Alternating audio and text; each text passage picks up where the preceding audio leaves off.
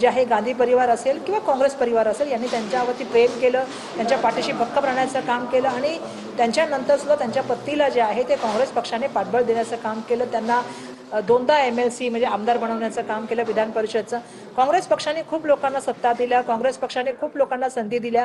काँग्रेस पक्ष नेहमीच काँग्रेस जे विचारधारेचे त्यांच्या पाठीशी राहतो. परंतु आजकाल आपल्याला सुद्धा माहिती आहे की आज काळ फार बदललेला आहे आणि आजकाल राजकारण हे वैचारिक राजकारण नसून, एकनिष्ठ राजकारण नसून, विचारधारेचं राजकारण नसून, स्वार्थाचं आणि कुठेतरी त्या ठिकाणी जे आहे ते इतर गोष्टींचं राजकारण झालेलं आहे. आणि म्हणून त्यांनी त्यांचा निर्णय घेतलेला आहे. त्यांनी तिकडे गेल्यानंतर तर आम्ही बघितलं मधल्या काळामध्ये आमचे काही नेते गेले, अजून त्या गेलेत, काही प्रश्न नाही. ज्यांना जे गेलेत ते आता मला असं वाटतं की सर्वांना माहिती की एकीकडे बोलायचं आणि मग दुसरीकडे जाऊन त्या पक्षामध्ये सर्वांना घ्यायचं, ही जी भाजपाची भूमिका आणि भाजपाचं राजकारण मला वाटतं आता जनतेसमोर सुद्धा स्पष्ट झालेलं आहे की ज्या तऱ्हेने भाजपा एका ठिकाणी काँग्रेस पक्षाला त्या ठिकाणी म्हणते की परिवारवाद आहे, काँग्रेस पक्षाने हे केलेलं आहे, काँग्रेस पक्ष ते करताना एका ठिकाणी स्वतःच काँग्रेस पक्षामधले, आता तुम्ही जर बघाल तर भाजपामध्ये सगळ्यात जास्त आमचे परिवारची मंडळी त्या ठिकाणी आहेत.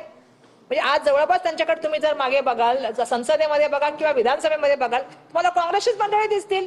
मग आम्ही हे केलं, मग तिथे गेलं की मग ते सगळं साफ होऊन जातं, तिथे गेलं की सगळी सत्ता स्वार्थ त्या ठिकाणी साधण्याचं काम केलं जातं.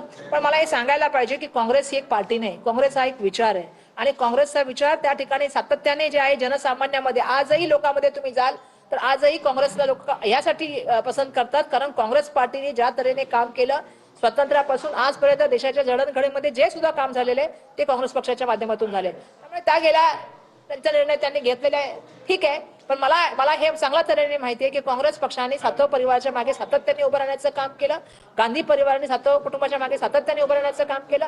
आता वफादारी कोणाच्या काय असते माहित नाही. वफादार असणं, पक्षाशी एकनिष्ठ असणं आणि विचारधारी कशी बांधील असणं ही राजकारणाची ओळख असली पाहिजे. दुर्दैवाने ती ओळख आता बदलत जात आहे.